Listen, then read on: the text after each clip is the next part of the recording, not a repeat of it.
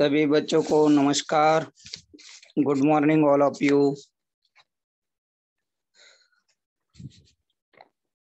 मैं पंतनगर हिंदी माध्यमिक शाला घाटकोपर पूर्व से श्री शरद कोड़ी आज जो टॉपिक के बारे में जानकारी लेने वाले हैं उसके संदर्भ में और अपना जो 9th का पिछली बार जो टॉपिक हुआ था उसी पर अभी जो नया टॉपिक अपने को मिला है उसमें अंतर्राष्ट्रीय तिथि रेखा के संदर्भ में आज हम जानकारी लेने वाले हैं।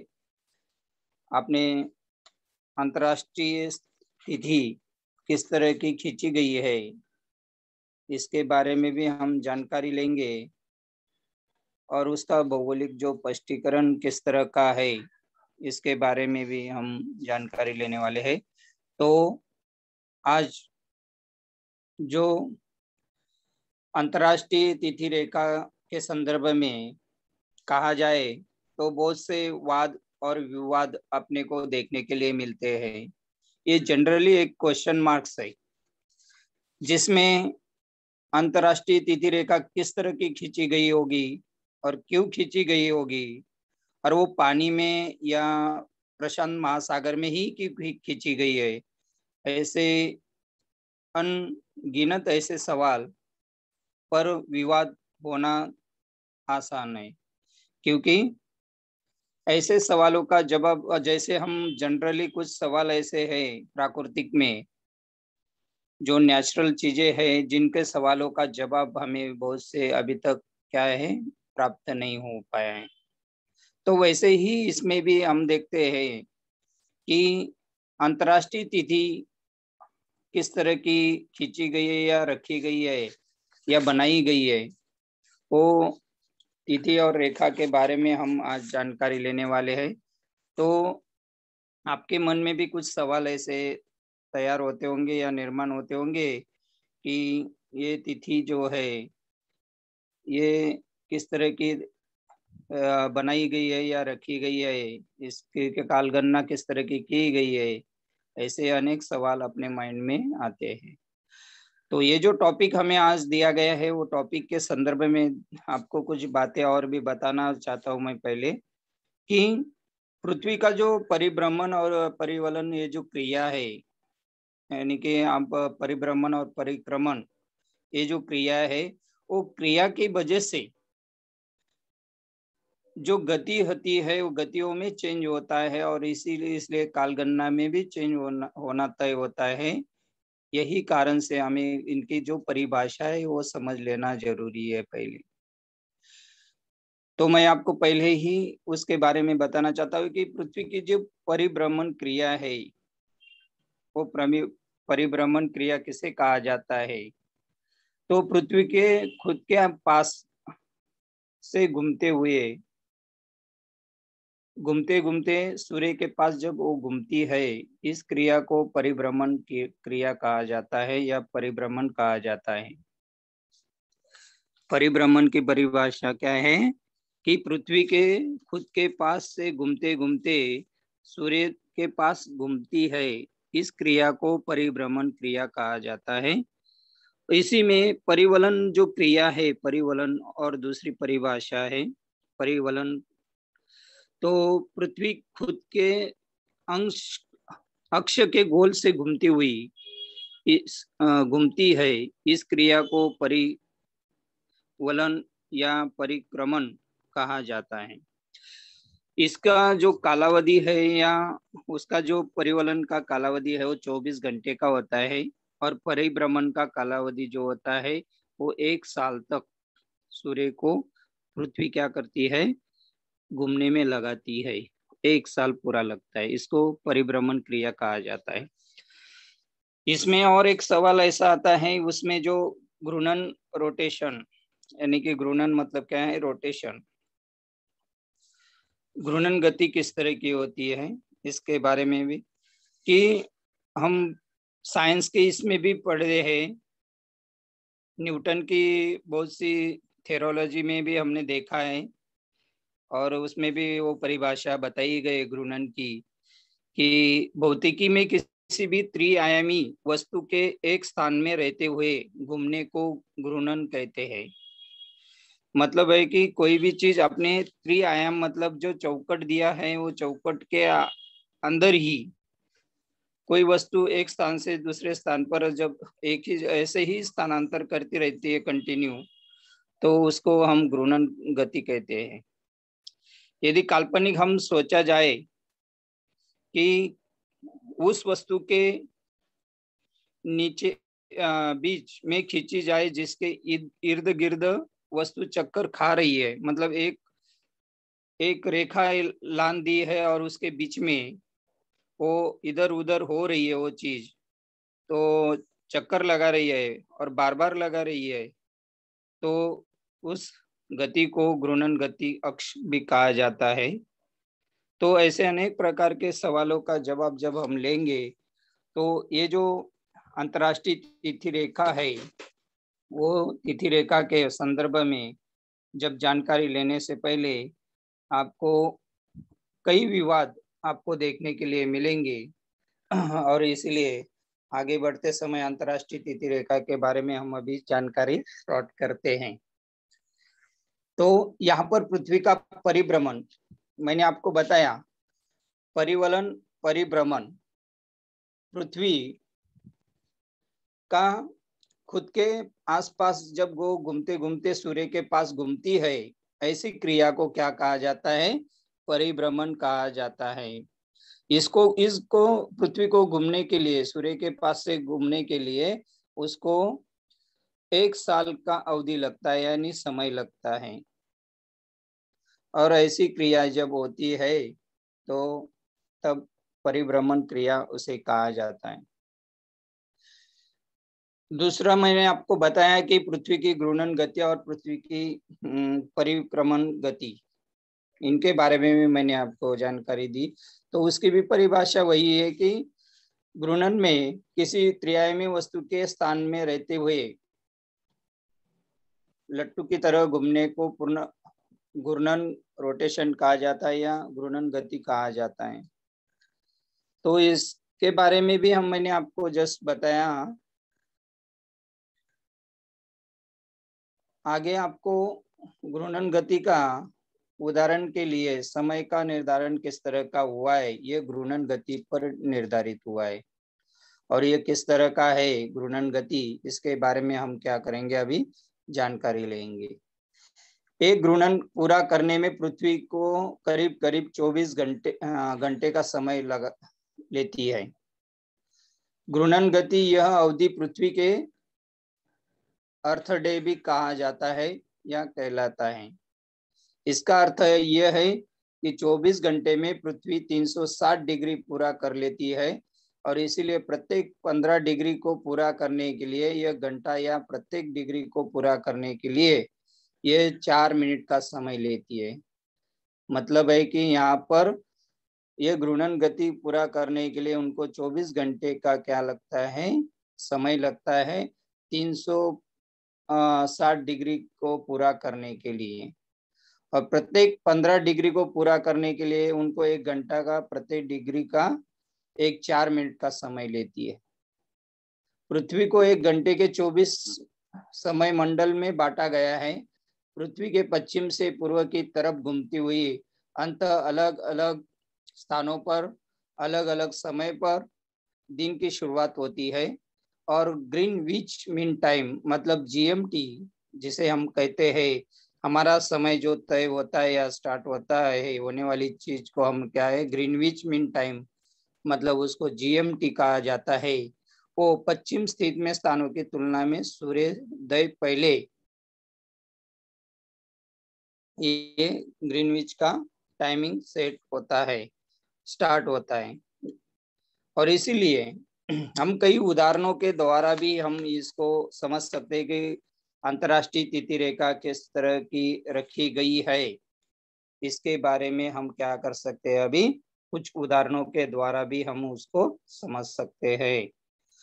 तो एक उदाहरण आपको अंतर्राष्ट्रीय तिथि रेखा का आपको पहले भी ये पिछले वाले पॉइंट में आपको पढ़ाया होगा, फिर भी मैं आपको दोबारा दोहराना चाहता हूँ उसमें कि सुनील और मीनल 0 अंश देशांतर रेखा से पृथ्वी की प्रदक्षिणा करने के लिए दोपहर 12 बजे निकलते हैं, तो यात्रा के दौरान 180 देशांतर रेखा पर एक दूसरे को लागकर वो आगे चले गए। मतलब एक उदाहरण आपको सुनील और मीनल का दिया गया है। 0 अंश से लेकर 180 अंश तक जब वो दोनों एक साथ में निकलते हैं तो 180 देशांतर अंश तक पहुंचने में उनको वही समय दोनों को बराबर लगता है, लेकिन दोनों का समय में क्या बदल होता है इसके बारे में देखते हैं। एक देशांतर पर 4 मिनट का समय लगता है, तो 30 देशांतर पहुंचने तक लगने वाला समय मतलब है कि आपको एक देशांतर पर 4 मिनट का समय जब लगता है तो 30/4 बराबर आपको 120 मिनट आपको क्या लग सकता है, देशांतर करने के लिए लग सकता है। तो 60 मिनट बराबर 1 घंटा और 120 मिनट मतलब 2 घंटा। आपको 120 मिनट के लिए कितना घंटा लग सकता है? 2 घंटा आपको लग सकता है। अंतरराष्ट्रीय स्थिति के जो तिथि रेखा है उसको लांघते समय या खींचते समय निम्न बातों को क्या किया गया है, ध्यान में रखा गया है। उदाहरण के लिए आपको मैं 180 देशांतर रेखा जब पार करते हैं तो मूल देशांतर रेखा से आपको क्या किया जाता है, आप पश्चिम की तरफ जब जाते हैं तो 180 देशांतर में 12 घंटों के अंतर से आपको देखा जाएगा। और इसीलिए इसी देशांतर रेखा को आधार पर वार, तिथि इनमें परिवर्तन आपको देखने के लिए मिलेगा। उसके भी कारण भी बहुत है, वो कारण भी मैं आपको आगे बताऊंगा। लेकिन यहाँ पर 180 अंश के देशांतर रेखा को पार करते समय कुछ चीजें अपने को क्या की गई है, निश्चित की गई है और कुछ चीजों पर ध्यान रखने के लिए कहा गया है। जैसे यात्रा की दिशा पहला, और दूसरा है चालू वार और तिथि के बारे में। मतलब यहाँ पर अंतरराष्ट्रीय तिथि रेखा जब खींची गई है तो ये 2 चीजों का हमें ज्यादातर ध्यान देने के लिए बोला गया है। एक, यात्रा की दिशा, मतलब है कि हम जहाँ से अपनी यात्रा स्टार्ट कर रहे हैं, मतलब 0 अक्ष से हम स्टार्ट कर रहे हैं और 180 अंश तक हमें देशांतर करने के लिए जाना है, तो वहां पर 0 से 180 तक अंश तक हमें पहुंचने, अक्ष तक पहुंचने के लिए हमें कितना समय लग सकता है इसके बारे में बताया गया है, मतलब ध्यान रखने के लिए बोला गया है।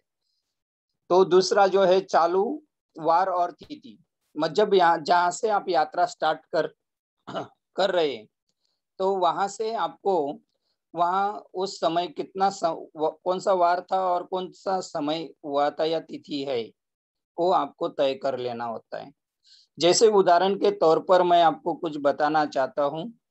उसमें जापान से अमेरिका के और अंतरराष्ट्रीय तिथि रेखा लांघते समय अपने को जापान और अमेरिका एक उदाहरण आपको दिया गया है कि जब अंतरराष्ट्रीय तिथि रेखा खींची गई उस समय के एक उदाहरण से आप समझ जाएंगे कि जापान और से अमेरिका की और अंतरराष्ट्रीय तिथि रेखा लांघते समय वही वार दिवस वही तिथि माननी पड़ती है। मतलब जब जापान और अमेरिका के, जापान से जब निकलेंगे आप तो अमेरिका तक पहुंचने में जो दिन आपको वो दिन लगा था 28 दिसंबर लगा था, तो 28 दिसंबर को गुरुवार होगा, तो अमेरिका में भी आपको 28 दिसंबर वही आपको मानना पड़ेगा, गुरुवार को मानना पड़ेगा। लेकिन इसका विपरीत कारण भी और बताना चाहता हूँ।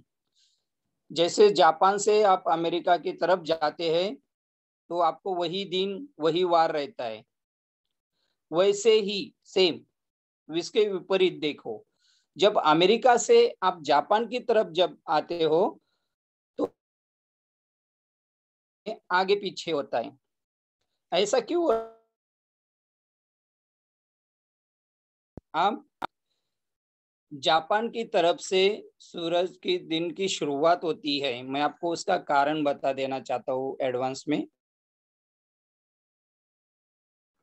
जापान से आप निकलते हैं अमेरिका को तो वही वार और दिन रहता है, लेकिन विपरीत आप जब देखेंगे कि अमेरिका से जापान की तरफ जब आप जाएंगे तो एक दिन का आगे पीछे आपको मानना पड़ेगा या लेना पड़ेगा।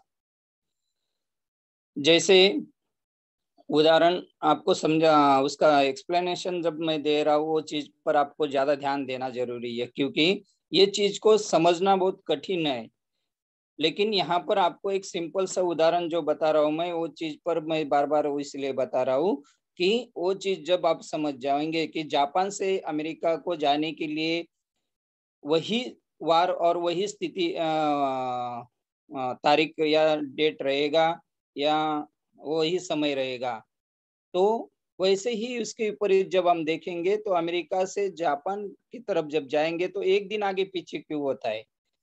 इसका कारण ये है, आपको बताना चाहता हूँ कि इसमें जब अंतर्राष्ट्रीय तिथि रेखा जब खींची गई है तब आपको उसके बारे में कि सूरज जो है, दिन की शुरुआत जो है वो जापान की तरफ से होती है और अस्त जो होता है वो अमेरिका की तरफ से इसमें अंत अमेरिका के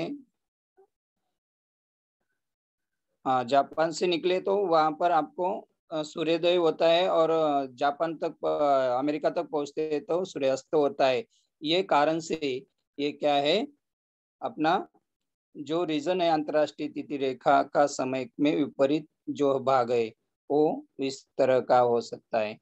इसमें और भी एक कारण है, जो कारण आपको मैं बताना चाहता हूँ कि इसमें दिया गया है कि पृथ्वी पर जब दिन अंतर्राष्ट्रीय तिथि रेखा के पश्चिम से शुरू होता है तो पूरब में समाप्त होता है। देखो, एक कारण और आपको बताना चाहता हूं मैं कि जब अंतर्राष्ट्रीय तिथि रेखा खींची गई है तब पृथ्वी पर जब दिन की शुरुआत पश्चिम से होती है और पूरब की तरफ समाप्त होती है, तो इस क्रिया की से 180 जो अंश देशांतर रेखा है वो एक दिन में क्या होता है, फर्क पड़ता है या वो एक दिन का अंतर आपको देखने के लिए मिलता है।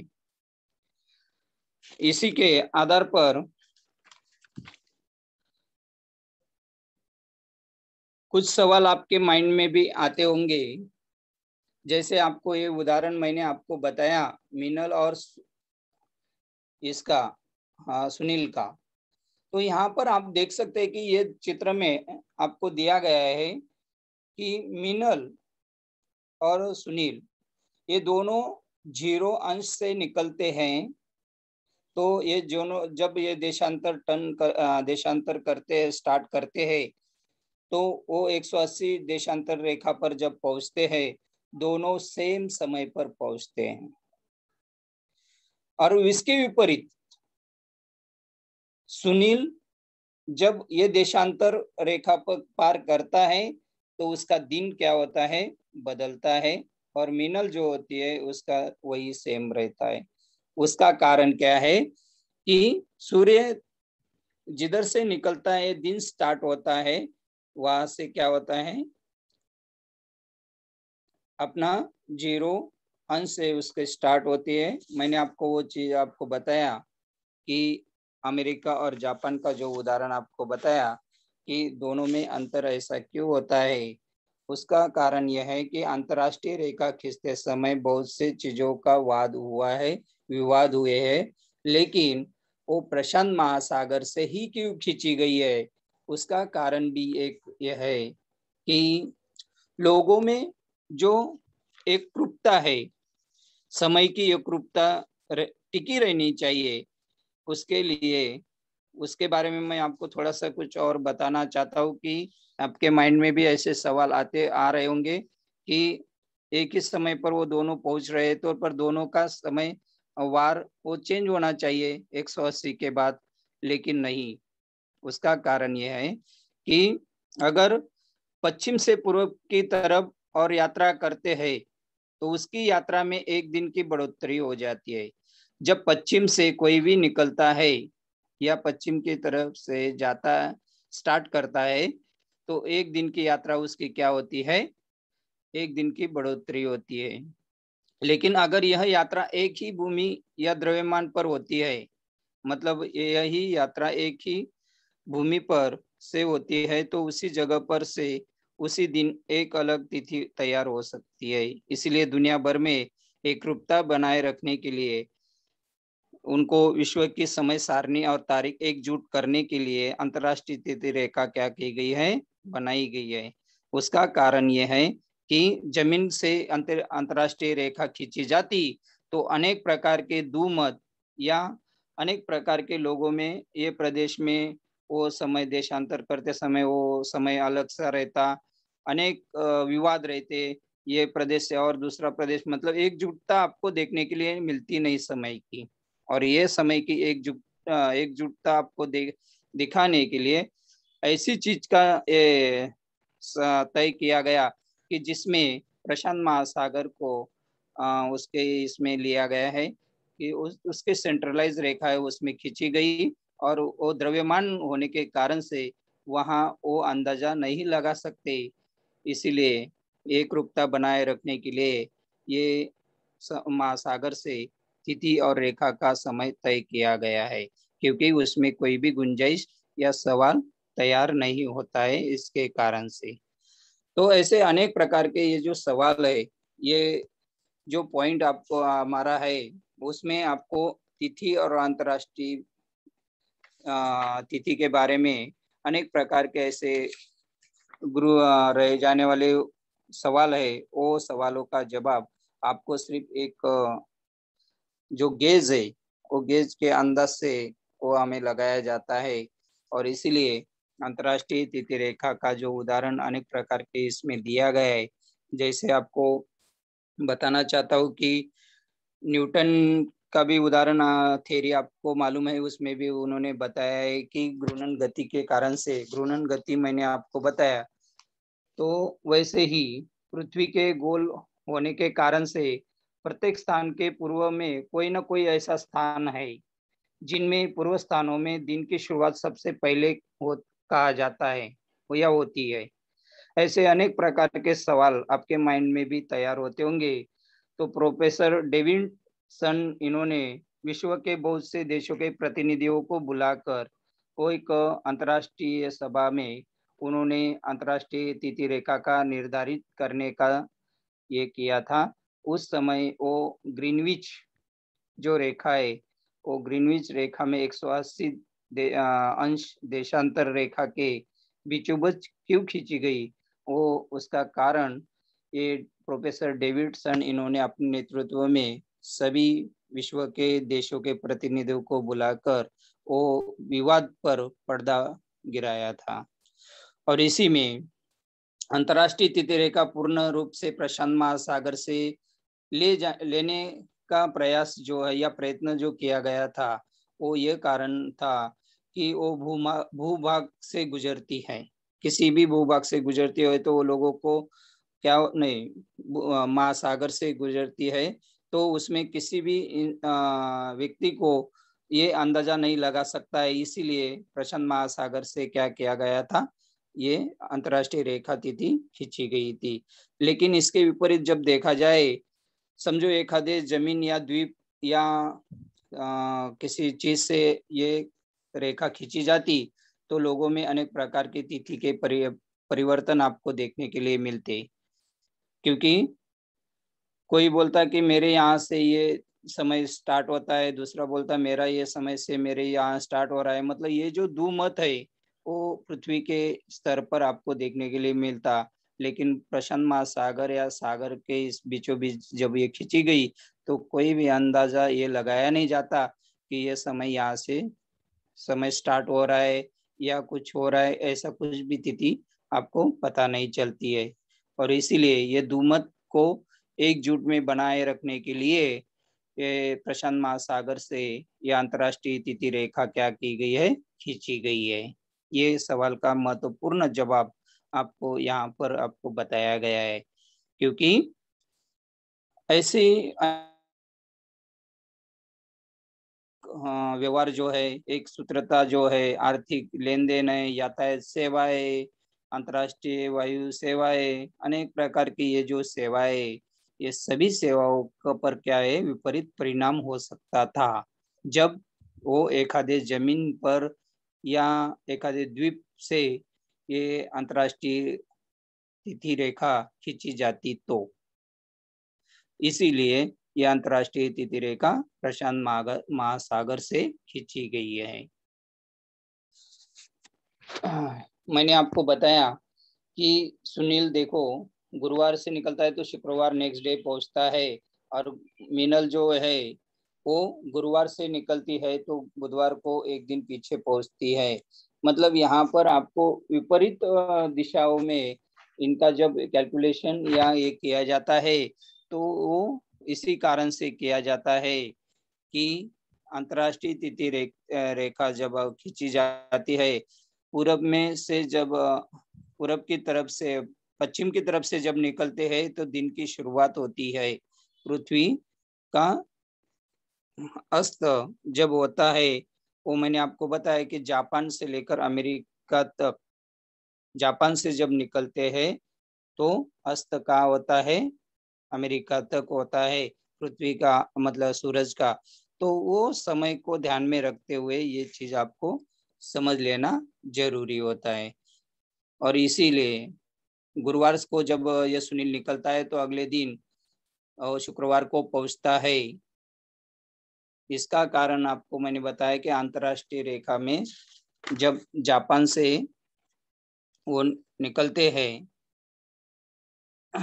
तो दिन की शुरुआत जो है वो वहां से होती है। सिर्फ मानना पड़ता है ऐसा कहा गया है। ओके, ऐसे फिक्स हम कोई चीज को मान नहीं सकते, लेकिन यहाँ पर अपने को कई विवादों को निष्कर्ष निकालने के बाद हमें मानने के लिए कहा गया है। तो दोनों स्थानों पर हम जब देखेंगे ना, अलग अलग अनुभव करेंगे, कैसा करेंगे उसके बारे में देखें।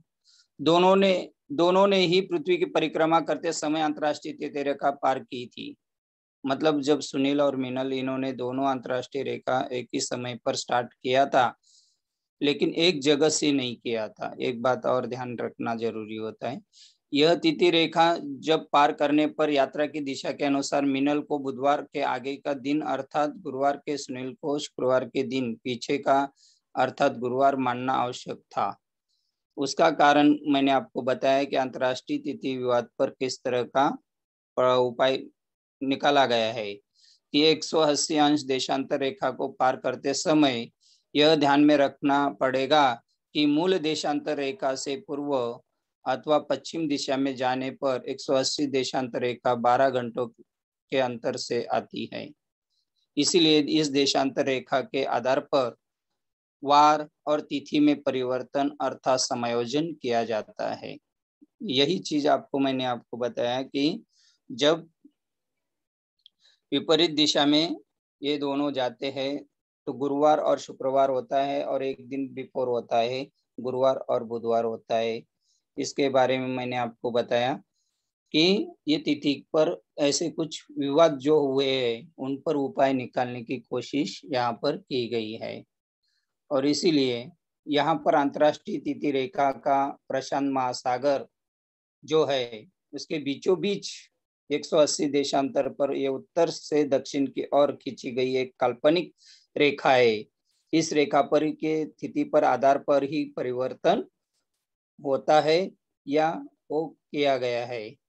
इसी रेखा को पार करते समय तिथि और तथा वार में परिवर्तन करे, ऐसा अंतर्राष्ट्रीय संकेत है। मतलब है कि हमें जो संकेत दिए गए हैं वो संकेत सिर्फ यही आधार पर आपको बताने की कोशिश की गई है, या वो हम उसके अनुसार ही कार्य करते हैं।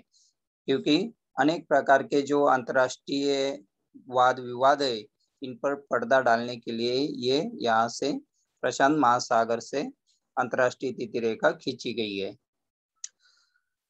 और एक पॉइंट अपने अगला जो है, अंतर्राष्ट्रीय तिथि रेखा का महत्व क्या है।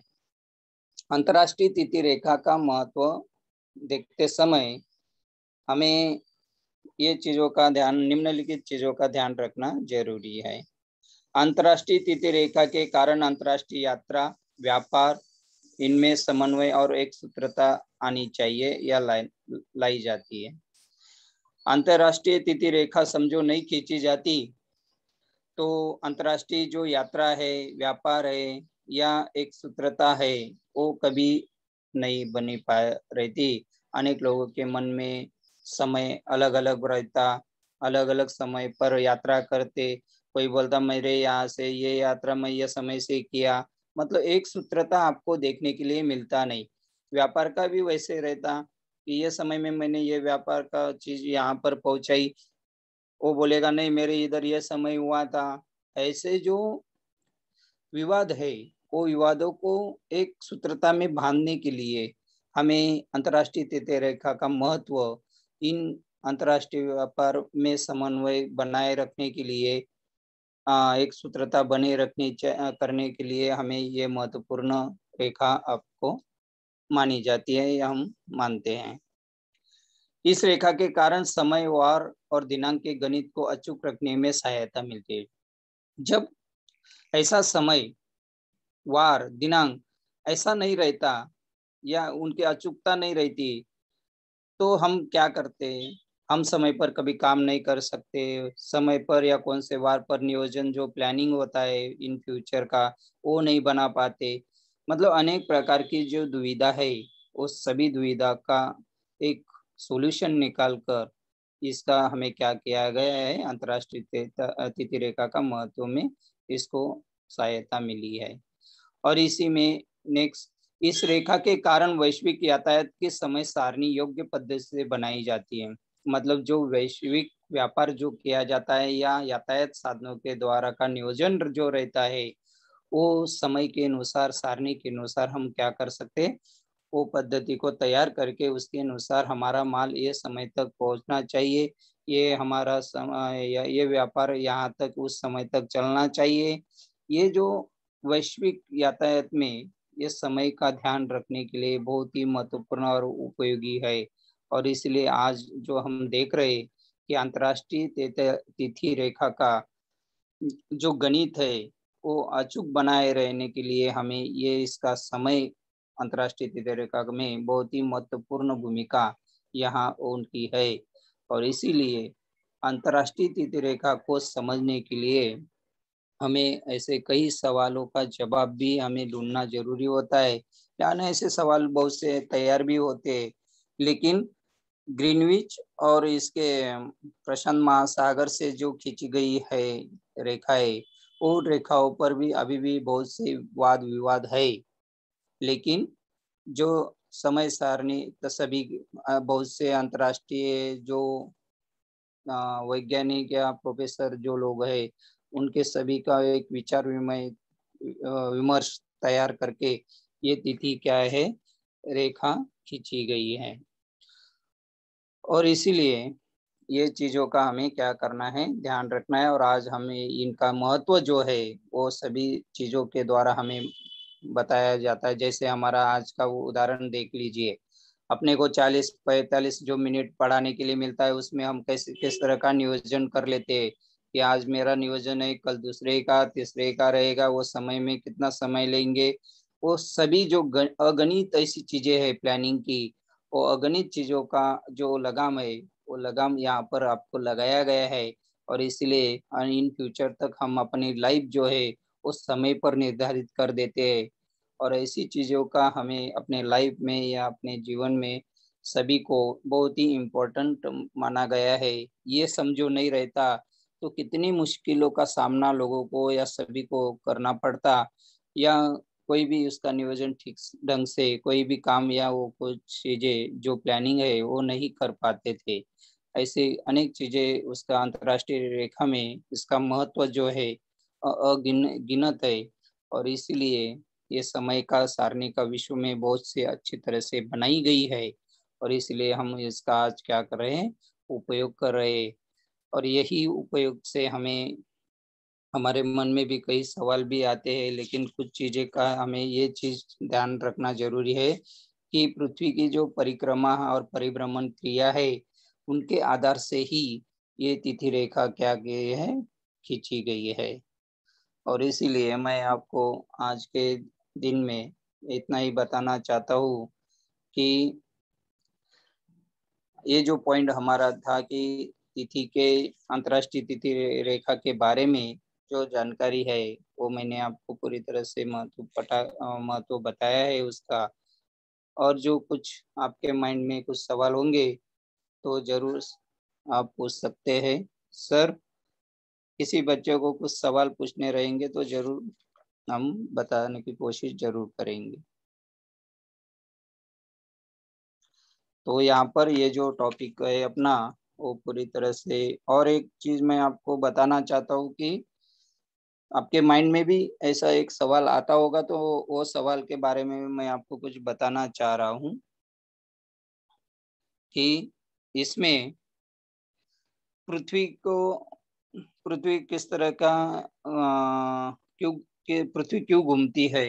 इसका एक कारण था कि प्रशांत महासागर में जब ये खींची गई थी रेखा, तो उस समय ऐसे सवाल निर्माण हुए थे। तो उस समय का एक जवाब आपको बताना चाहता हूँ मैं कि गुरुत्वाकर्षण बल के कारण से जहाँ पर प्रशांत महासागर के बीचों बीच की खींची गई कि वहां पर 0 डिग्री, मतलब हम बोलते हैं 0 डिग्री, जिस तरह का हम एटमॉस्फेयर बताते वैसे 0 डिग्री अंश गुरुत्वाकर्षण बल जो रहता है वो वहां पर आपको देखने के लिए मिला था। और वहां पर इसी कारण से वो क्या है, प्रशांत महासागर में ये जो है अंतर्राष्ट्रीय तिथि रेखा खींची गई थी। क्या?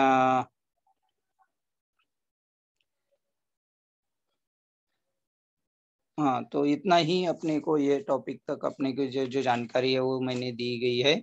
आगे का जो भी आपको कुछ सवाल या कुछ पूछना है तो आप जरूर पूछ सकते हैं। हाँ, बोलो बेटा। स्नेहा, दुरिया। हेलो स्नेहा। सर। हाँ, बोलो बेटा। वैश्विक मतलब?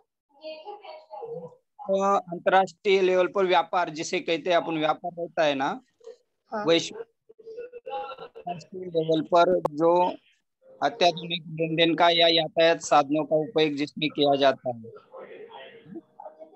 Okay sir.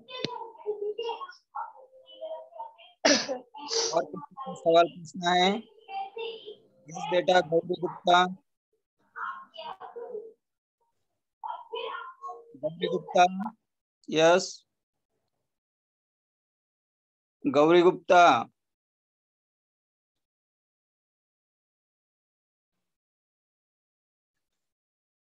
तिरंगा। यस।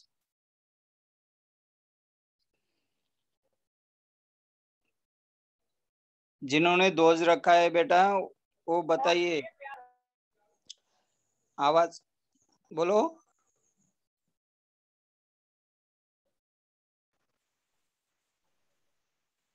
गौरी गुप्ता। यस।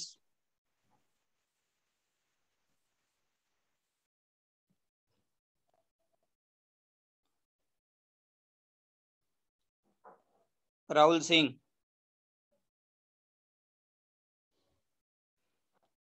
राहुल सिंह।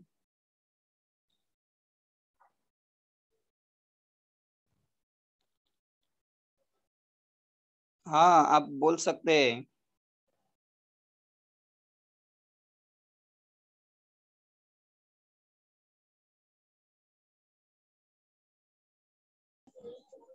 कहकशा।